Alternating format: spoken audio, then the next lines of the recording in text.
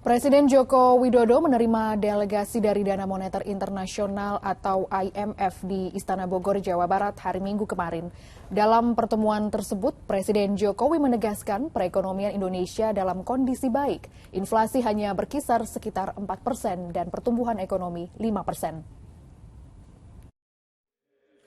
Delegasi dari Dana Moneter Internasional IMF yang menemui Presiden Joko Widodo di Istana Bogor pada Minggu siang, yakni Direktur Pelaksana IMF Kristalina Georgieva, Direktur Departemen Asia Pasifik IMF Krishna Srinivasan, dan representatif senior IMF untuk Indonesia James Walsh.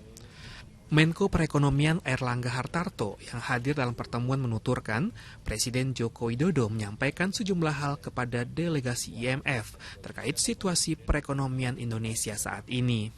Nah, Indonesia menjadi salah satu dari negara yang penanganan COVID dan pemulihan ekonominya berjalan sejalan. Dan selanjutnya juga tadi Bapak Presiden menyampaikan dan bersyukur bahwa Indonesia kebijakan yang diambil oleh pemerintah, kebijakan yang diambil oleh Central Bank, itu seluruhnya sinkron. Sementara itu, Menteri Keuangan Sri Mulyani yang juga hadir dalam pertemuan itu mengatakan, Direktur Pelaksana IMF juga menyampaikan apresiasi kepada pemerintah Indonesia atas penanganan pandemi COVID-19.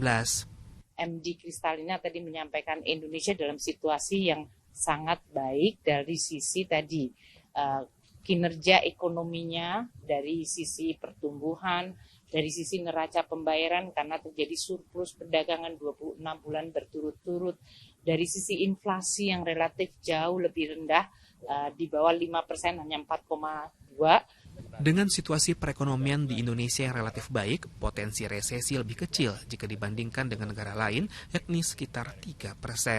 Ahmad Hadiin melaporkan dari Bogor, Jawa Barat.